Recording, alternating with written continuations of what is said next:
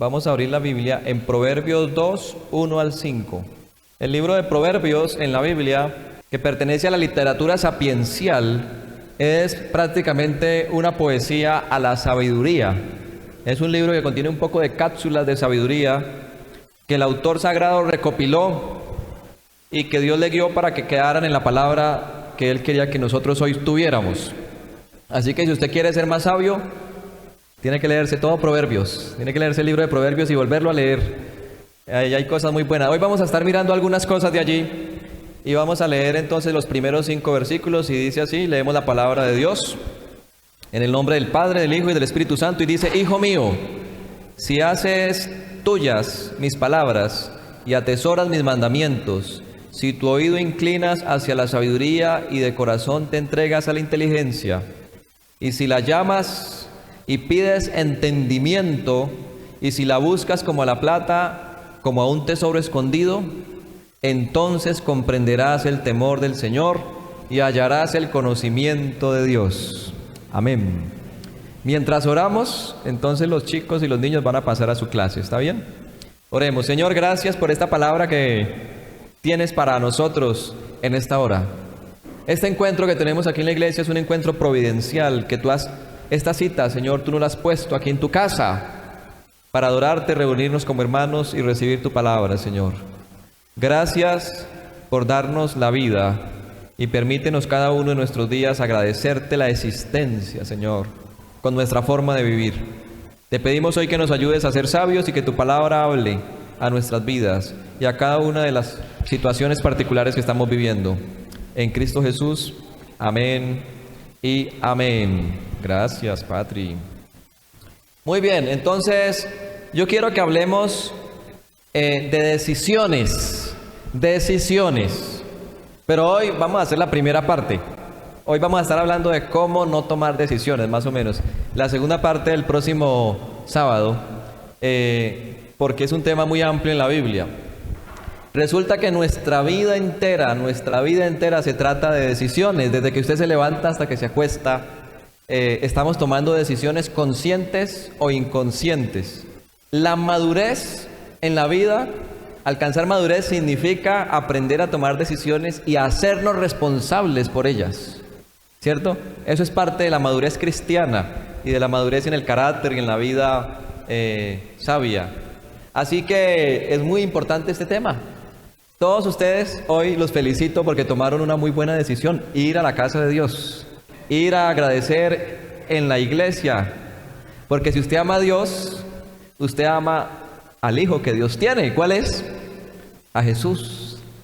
Y si usted ama a Jesús, usted ama a la novia de Jesús. ¿Cuál es la novia de Jesús? La iglesia, que se va a casar con Él en las bodas del Cordero. O sea, nosotros somos como iglesia la novia de Cristo en sentido espiritual, y aquí nos estamos preparando para las bodas del Cordero. Muy bonita esa relación que Dios quiere darnos en la Biblia de sus hijos con el Padre. Entonces, usted hoy toma una buena decisión: congregarse en la iglesia. Lo felicito por eso, fue una decisión consciente. Nadie está aquí obligado, ¿cierto?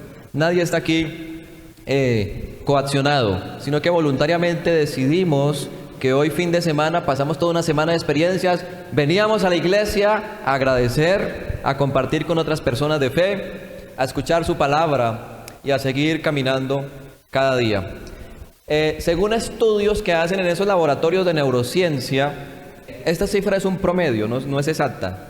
Se cree que el cerebro humano se enfrenta cada día por lo menos a un promedio de 35,000 decisiones cada día. ¿Imagina usted?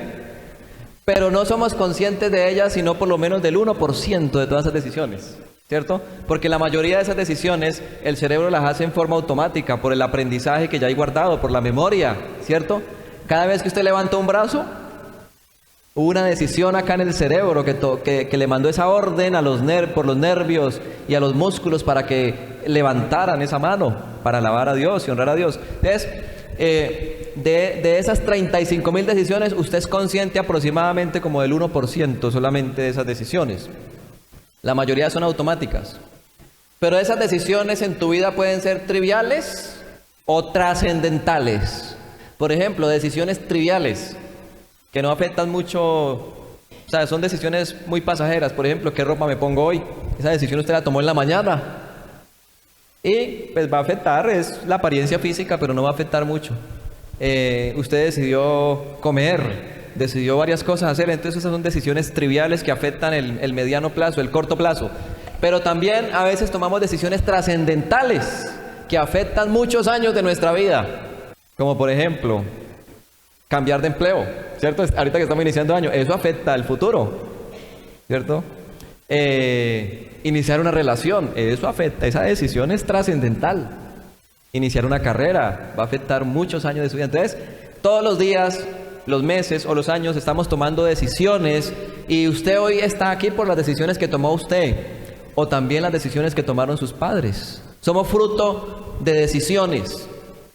Por eso es muy importante este tema de las decisiones en nuestra vida, sobre todo porque a veces nuestras decisiones son racionales, o sea, las pensamos bien, otras veces son emocionales, ¿cierto?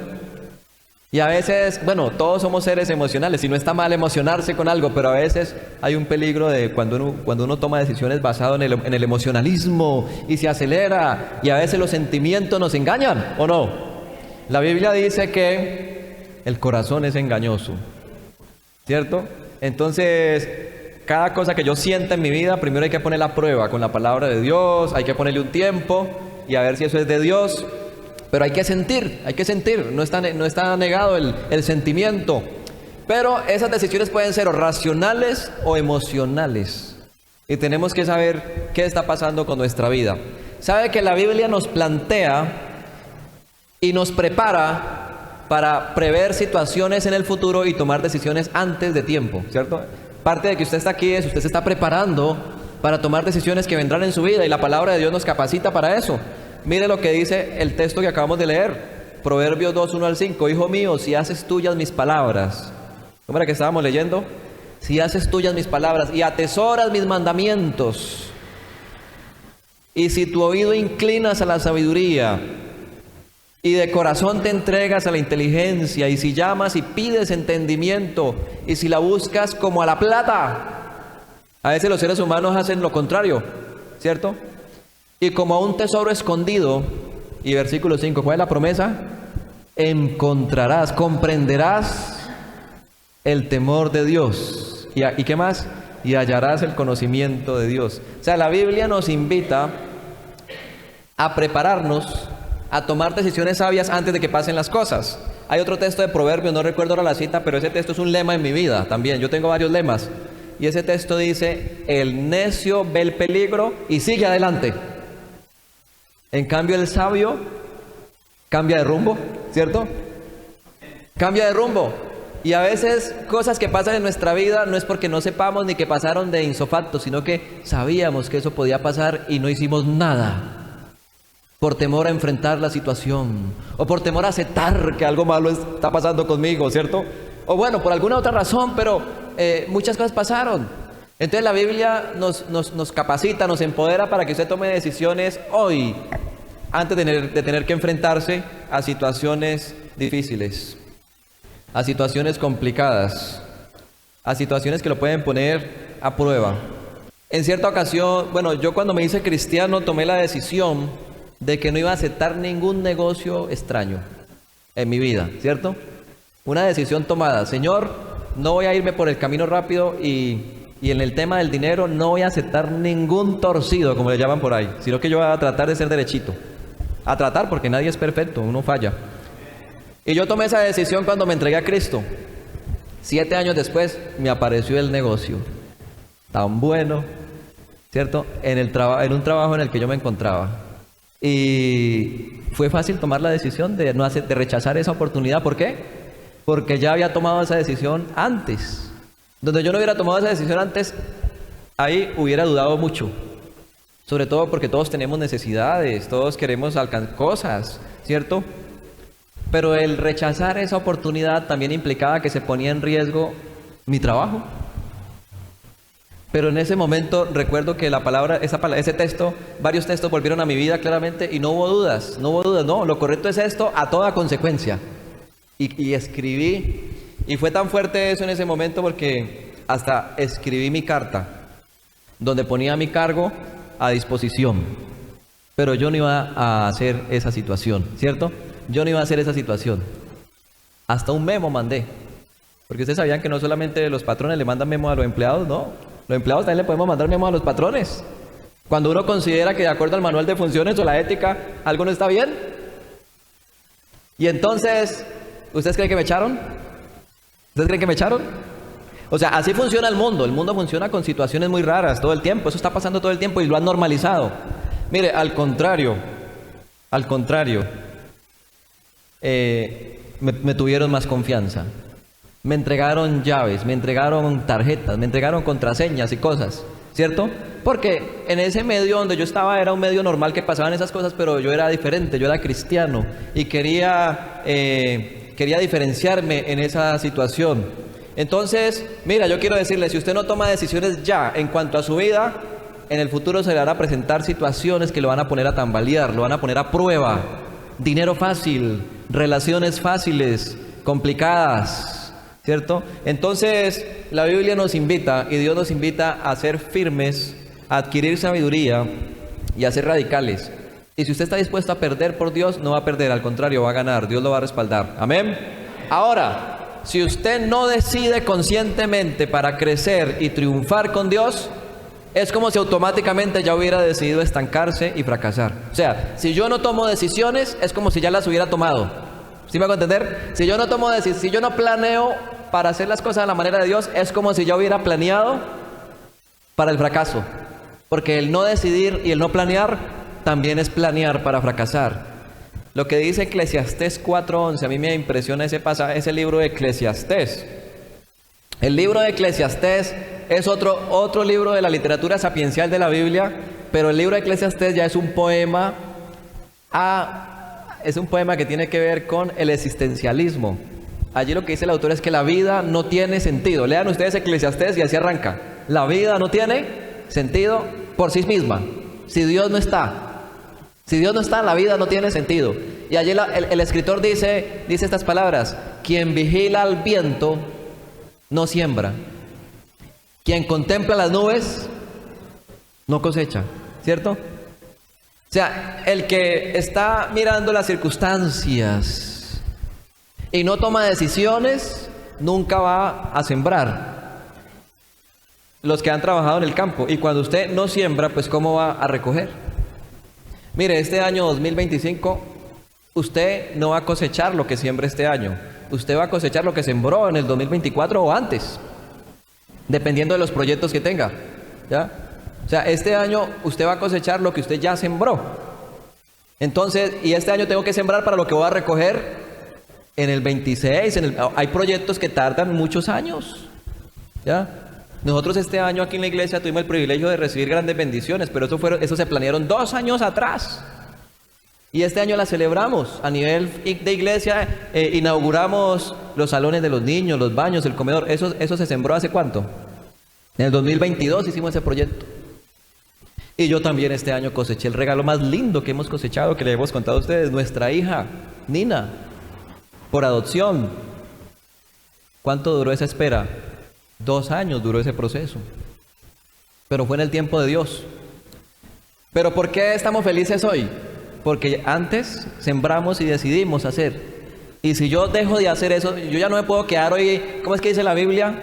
Olviden el pasado, ¿cierto? O sea, no podemos seguir viviendo de glorias pasadas. Usted ha tenido logros en su vida, sí, pero tiene que seguir decidiendo sembrar y no solamente vigilando el viento. Porque usted se queda mirando el viento y se le va la vida en un momentico y no hizo cosas significativas. Usted se queda contemplando las nubes y no va a cosechar. ¿Qué es lo que quiere decir este texto? Que a veces pensamos que tenemos que tener las condiciones perfectas e ideales para tomar decisiones o iniciar algo, y eso nunca va a pasar. Nunca va a pasar. Uno nunca va a tener todo el dinero que necesita, ¿o sí? Así usted tenga mucha plata. Nadie tiene, o sea, todos tenemos necesidades. Nunca vamos a tener las condiciones ideales para emprender cosas con Dios. Siempre es que hay que tomar decisiones y en el camino Dios va proveyendo lo que necesitamos. ¿Sabe qué? Quiero seguir hablando de ese ejemplo. Ese proyecto que hicimos ahí, que ustedes ya lo han visto, eso ya vale mucha plata. Cuando tomamos la decisión de iniciar este proyecto no teníamos en ahorros ni siquiera 5 millones de pesos. Pero ese ahorro que teníamos, ahí está el tesorero que sabe cuánto era lo que había. No habían como 5. Pero ese ahorro que teníamos lo pusimos en las manos de Dios. Ese es un ahorro que hizo toda la iglesia. Y ahora, ¿cuánto creen ustedes que valen esos 2 pisos y esos baños y eso que hay aquí? ¿Cuánto creen que valen? A ver, los que saben calcular esas cosas. ¿Esa plata de dónde salió? Eso lo proveyó Dios por el camino, ¿cierto? Dios fue planeando. Y lo que quiero decir es, nunca vas a tener todas las situaciones ideales para iniciar algo porque, y si te quedas esperando que todo sea perfecto, nunca vas a iniciar nada. Y nunca vas a decidir nada. Yo ahora día estaba invitando a un amigo a la iglesia y me decía, no, Diego, es que yo todavía no decido hacerme cristiano, convertirme porque yo soy muy pecador. Digo, pues, es que el requisito para hacerse cristiano es ¿cuál? Es ser pecador. O sea, si usted no va, nunca va, pues, o sea, allá somos un grupo de pecadores también, buscando a Dios. Pecadores redimidos por la sangre de Cristo. Pero si usted piensa que algún día va a ser mejor persona, nunca va a decidir buscar a Dios, ¿cierto? Nunca lo va a decidir porque siempre te va a faltar algo. Entonces nunca vas a tener todo el dinero para lo que necesitas. Obviamente tampoco les estoy diciendo que se lancen al fracaso, ¿no? Hay que hacer un plan. Nosotros teníamos un plan aquí. Teníamos pocos recursos, pero había un plan, había un proyecto, había una gestión ante donantes internacionales. O sea, pero nunca vas a tener las condiciones ideales, ¿cierto? El que quiere servir a Dios, no, yo soy muy joven para servir a Dios, ¿cierto? Cuando sea más grande. O el que quiere, el que ya quiere, no, ya estoy muy viejo para servir a Dios. No, o sea, nunca va a servir a Dios.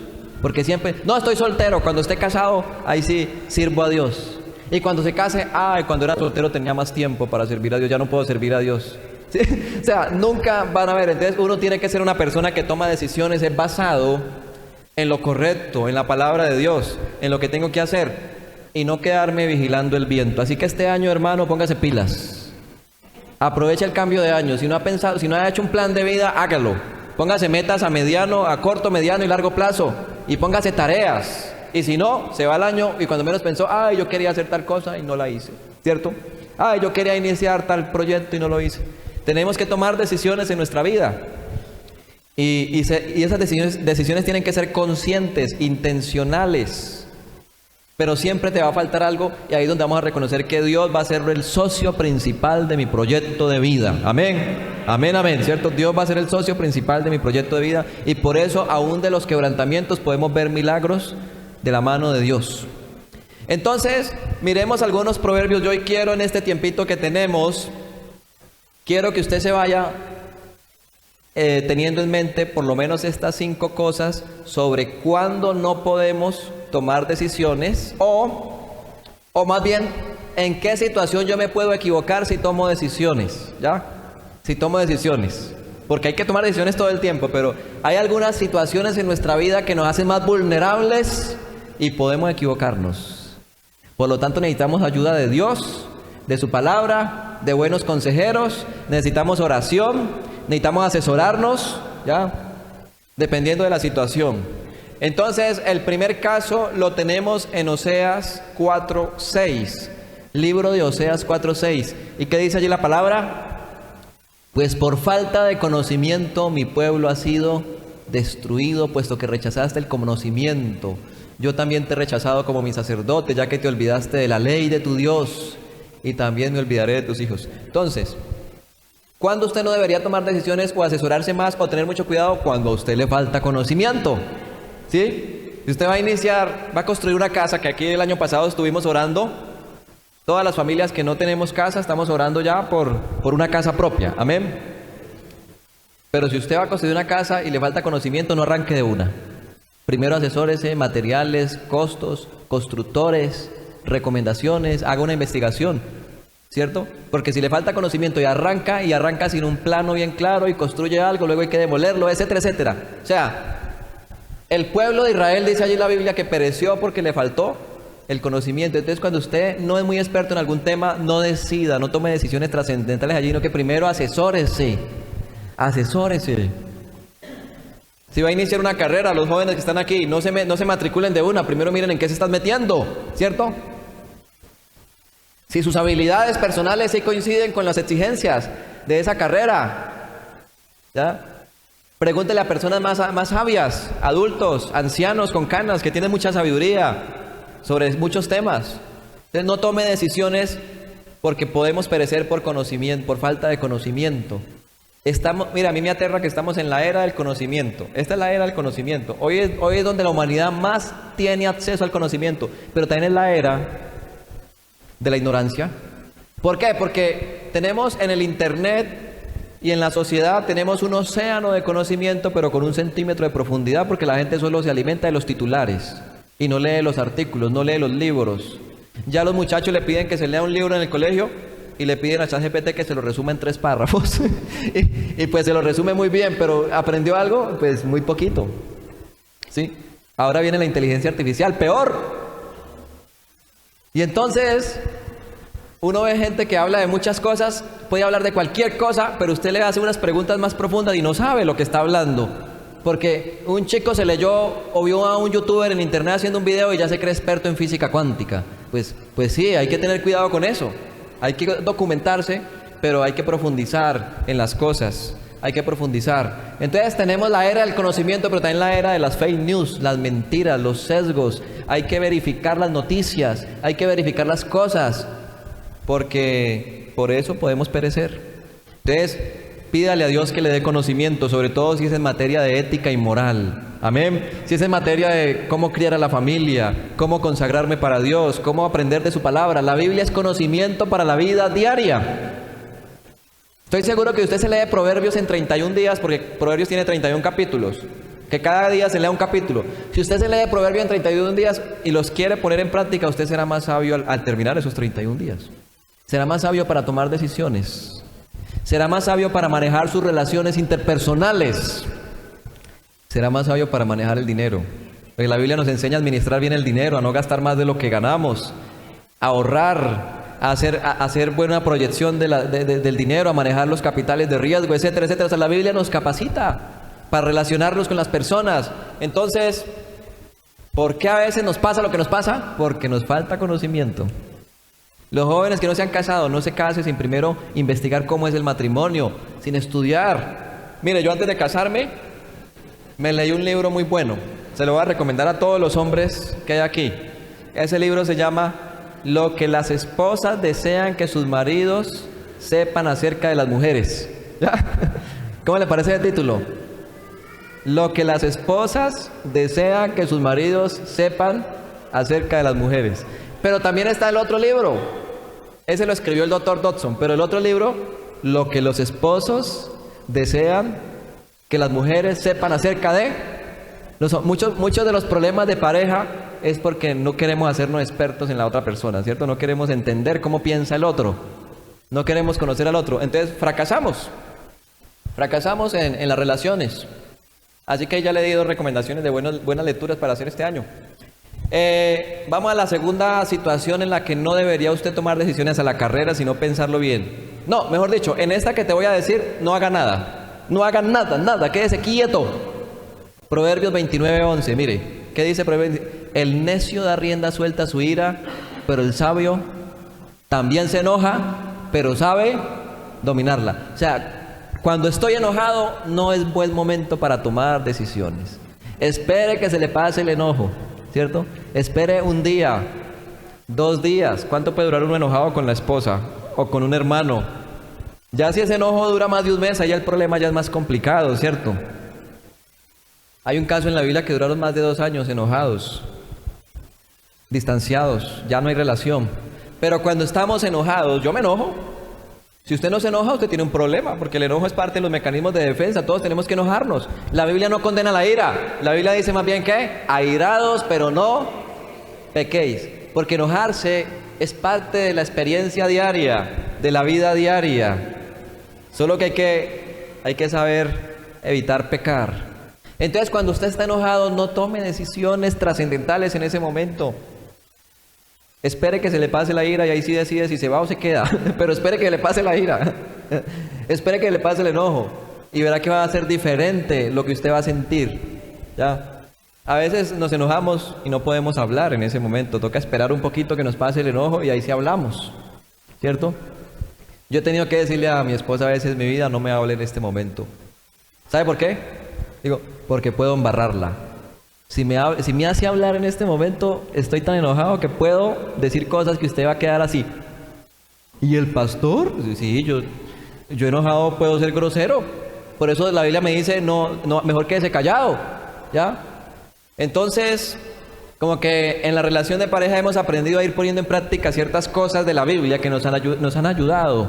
Entonces, a ver, ¿qué le dice hoy Dios?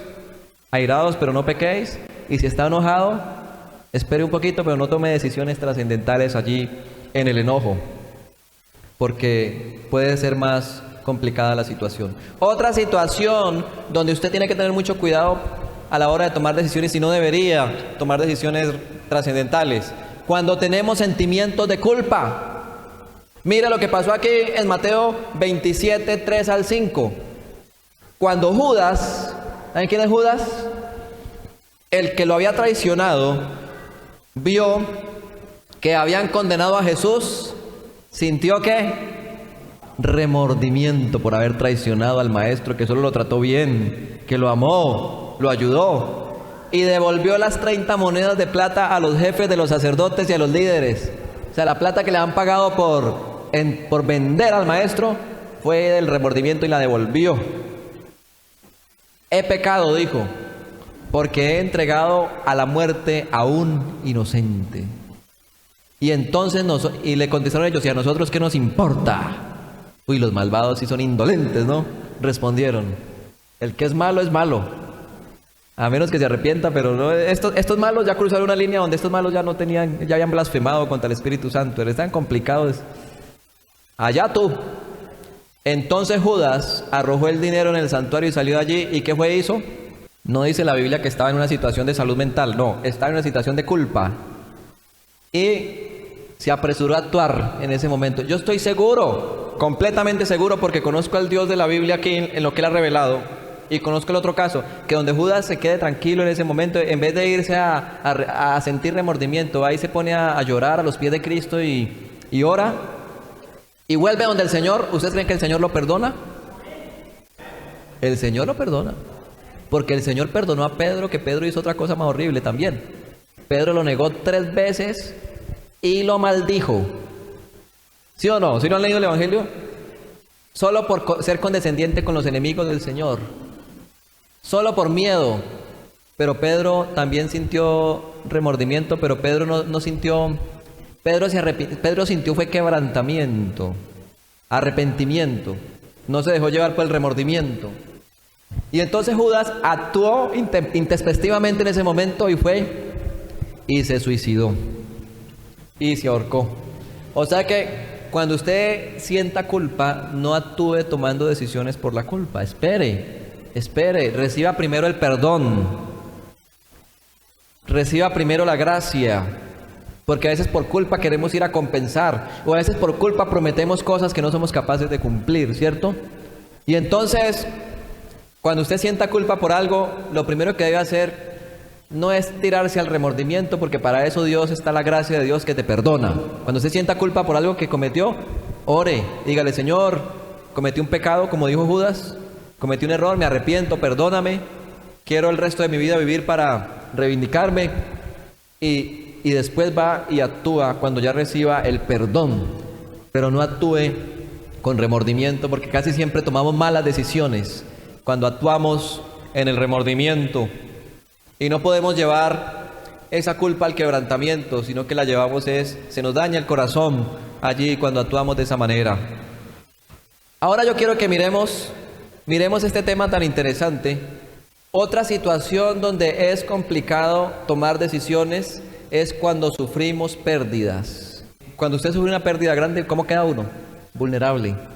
Mire, ayer estuvimos en Armenia en las honras fúnebres del pastor Jairo. Esa iglesia estaba a reventar, no alcanzamos a hacernos ni siquiera adelante, estaba lleno, porque el pastor Jairo fue un hombre que sirvió a Dios. Admirable la vida del pastor Jairo, ¿cierto? Creo que ahí tengo una fotico. Mire, el pastor Jairo fue el que nos casó, ¿se acuerdan de él? Aunque mi papá es pastor y yo puedo hablar con él muchas cosas, pero mi papá es mi papá. Pero en realidad el pastor Jairo era como mi pastor, donde yo hablaba con él otros temas que con mi papá no hablaba, ¿cierto? Porque hay temas que uno con los papás no habla. Uno necesitaba una tercera persona. El pastor Jairo nos dio la consejería matrimonial, El pastor Jairo era como el pastor de nosotros, él pastoreaba pastores, era el que buscábamos en tiempos de crisis, cuando vivimos el tema con mi mamá y otros temas complicados. El pastor Jairo nos apoyó a nosotros en las pérdidas de embarazos que tuvimos, nos acompañó en el proceso de adopción también. Fue una pérdida para nosotros grande, pero nosotros sabemos que en Cristo el pastor ya triunfó, ya reclamó el premio, ya está con Dios en la eternidad. Él ya está en la eternidad, porque la eternidad no es pasado, presente ni futuro. La eternidad es un eterno presente con Dios. Ya reclamó el premio. Honrosa es al Señor, dice la Biblia, la muerte de sus hijos. Para él vivir es Cristo y el morir es ganancia, decía el apóstol Pablo. El pastor Jairo triunfó, lo logró. Estaba en silla de ruedas, pero ayer todos haciendo las honras fúnebres decían, pero nada lo limitaba. Trabajaba incansablemente.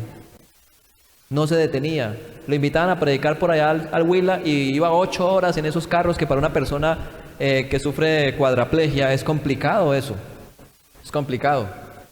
Pero amaba tanto al Señor que entregó su vida y estaban los hijos honrándolo, la esposa que lo ayudó mucho honrándolos, todo un montón de gente. ¡Qué lindo!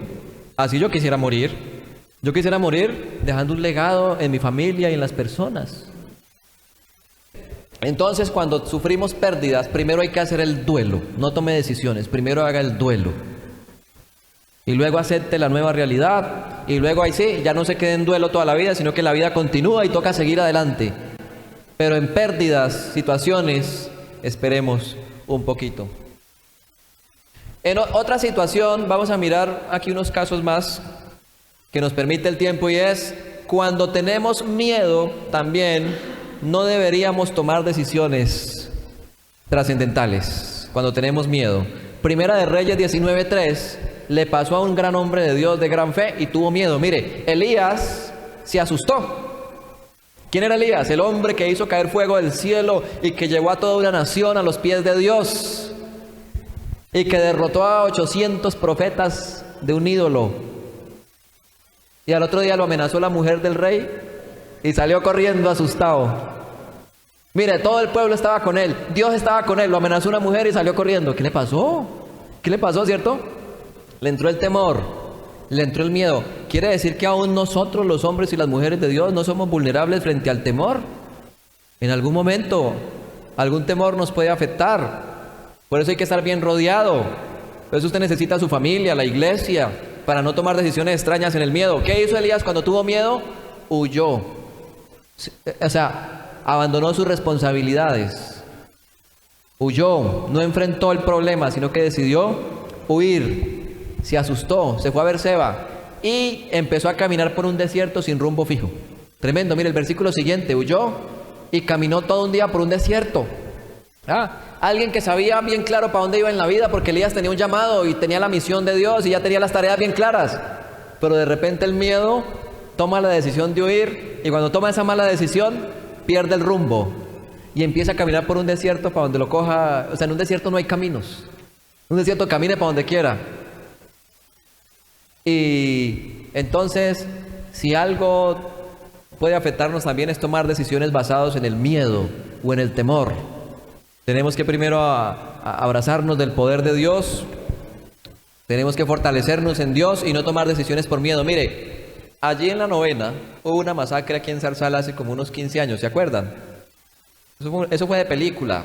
Esa masacre fue de película. Los criminales llegaron disfrazados del CTI en una camioneta. Eso parecía un operativo oficial. Entraron allá a la Novena, empezaron a pedir papeles, como si fuera la policía. Y ahí, ¿cuántas personas murieron? ¿Ustedes se acuerdan? Casi 5 personas, creo que hay. Pero no iban sino solo por 2, me parece. Y hubieron 2 personas allí, porque yo recibí fuentes de testigo directo, ¿no? De testigos que estaban ahí. Hubieron 2 personas que cuando pasó todo eso, se llenaron de tanto miedo, salieron corriendo, fueron los primeros que murieron. Fueron los primeros que murieron. Qué susto, ¿no? Qué susto cuando usted pasa una cosa de esas y ven que van a matar a 2 ahí, ¿usted qué hace? Que Dios nos ayude, porque a veces no sabemos qué reacción podemos tener, ¿cierto? Que Dios nos dé control, paz, dominio propio para actuar en situaciones de temor. Y esos 2 que salieron corriendo eran inocentes, no debían nada. pero por salir corriendo, por el miedo, perdieron la vida. No estoy diciendo que a usted le va a pasar eso es solamente un caso extremo, un caso extremo. A mí también me atracaron en un bus, eso sí les cuento otro día, y uno siente miedo cuando le apuntan con un arma. Yo no sé cómo hizo Dios, pero me dio valor y yo empecé a darle ánimo a una persona que había al lado que lloraba, y empecé a decirle, mira, curiosamente en ese atraco al frente de ella, en el bus había pegado un texto bíblico. Entonces yo le dije, lea el texto, algo así, y yo me puse a cuidarla a ella en medio de ese momento de miedo, y como que eso me tranquilizó un poquito. Pero uno sí se le acelera el corazón cuando uno siente una situación de peligro. Pero allí que Dios nos ayude. Entonces, no tome decisiones trascendentales cuando haya miedo en su vida, sino que pídale a Dios que lo fortalezca y que le ayude a enfrentar la situación. Una cosa más, dos cosas más aquí es ¿qué pasó con el mismo Elías? Miren lo que pasó con el mismo Elías. Cuando estamos luchando con la salud mental, resulta que Elías estaba entrando en un cuadro depresivo. Versículo 4 dice, caminó todo el día por el desierto y luego llegó a un lugar donde había un arbusto y se sentó a su sombra con ganas de morirse. Estoy harto, Señor, protestó, quítame la vida, pues no soy mejor que mis antepasados. Nosotros tenemos una prédica aquí que hablamos sobre la depresión de Elías. Pero mire, esa depresión a Elías le llegó no en la etapa de más crisis en su ministerio, no, en la etapa más alta. Cuando ya había logrado lo que se ha propuesto. En ese momento, o sea que las depresiones no solamente llegan en momentos malos. Las depresiones pueden llegar también en momentos buenos. Hay que tener cuidado, porque la depresión es una cuenta de cobro del pasado que me llega al presente y de cosas que en mi vida no se han resuelto, y una acumulación, más muchos factores más acumulativos que los psicólogos son expertos en diagnosticar eso. Y vimos que Elías reunía todas las características. Y entonces cuando alguien está pasando por una enfermedad de salud mental o por algo, no debe tomar decisiones solo. Necesita a su familia. La familia no lo puede dejar solo. Una persona que está en una situación depresiva o de ansiedad, ¿qué tal que decida no tomarse el medicamento que le mandó el psiquiatra? Eso puede decidir una persona de esas. En mi caso, en mi familia tenemos un caso de esos, con mi madre, que ella cuenta el testimonio. Pero hubo un tiempo donde ella, si nosotros no hacíamos nada por ella, ella en sus propias facultades se moría. Perdió peso, no quería que la lleváramos al doctor, no aceptaba lo que le estaba pasando porque la persona en ese momento no entiende ni siquiera lo que le está pasando. Dependiendo del tipo de ansiedad, ¿cierto? Cuando ya es más crónica, cuando ya es más fuerte, porque es normal sentir depresiones de vez en cuando por cosas. Pero en el caso de ella ya era una enfermedad diagnosticada. Entonces, cuando alguien está luchando con la salud mental, no debe tomar decisiones solo, necesita a la pareja, necesita a la familia, que lo ayuden. Aquí Elías estaba solo, no tenía nadie. Tenía sentimientos de muerte, quería morirse. Le dice a Dios, quítame la vida. No soy mejor que otros. Se siente frustrado. Pero bueno, ya si usted quiere saber qué pasó con Elías, cómo Dios lo restauró y cómo Dios se acerca a la persona que está luchando con la depresión. Y lo levanta, y Elías no terminó ahí muerto. Elías no terminó como Judas. Elías cumplió su ministerio y ustedes lo pueden leer. Así que si alguien en su familia o usted siente que está luchando con esto, por favor, busque su grupo de apoyo, busque ayuda, busque la iglesia, ore. Cuando se nos presentan, la última que tengo aquí, esta es la última, cuando nos presentan el camino fácil, Proverbios 23, 4 al 5. Proverbios 23, 4 al 5. Y dice allí la palabra del Señor, no te afanes acumulando riquezas, no te obsesiones con ellas, ¿acaso has podido verlas? No existen, es como si les saliera alas, pues se van volando como las águilas, ¿cierto? Y aquí lo que la Biblia dice es, no tome decisiones tomando atajos o por el camino fácil, ¿cierto? Y siempre nos van a ofrecer el camino fácil. Por eso somos tan vulnerables a las ofertas en Temu, en Facebook, en los supermercados, porque nos están presentando una opción más fácil de obtener algo. No, hay que saber buscarlas. Hay buenas ofertas. Pero mire, que no le va a pasar a usted lo que le pasó a un familiar. Estaba comprándose unas ollas que vio en internet. ¡Qué maravilla de ollas! Pero no analizó bien, sino que vio el precio muy atractivo. Y se aceleró y compró su olla porque era un gangazo. Una olla como así de grande, que necesitaban. Y cuando le llegó la olla, ¿sabe qué olla era? Era una ollita así, vea. Solo que ellos le tomaron la foto cerquita para que se vea grande. esa platica se perdió. Entonces, yo creo que nos ha pasado.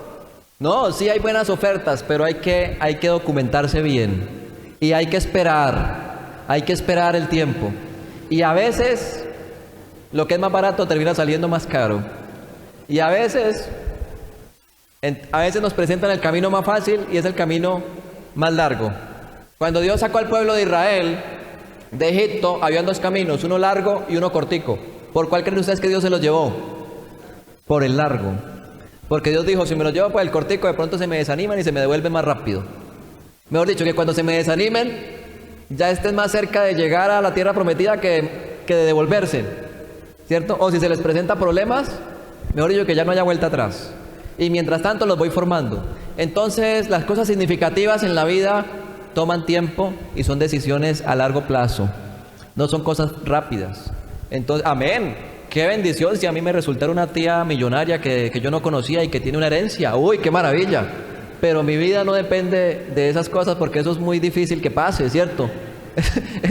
Mi vida tiene que depender es que de Dios viene mi ayuda y mi provisión y yo tengo que trabajar, esforzarme y de ahí para adelante todo lo que venga es cariño y yo lo voy a recibir, amén.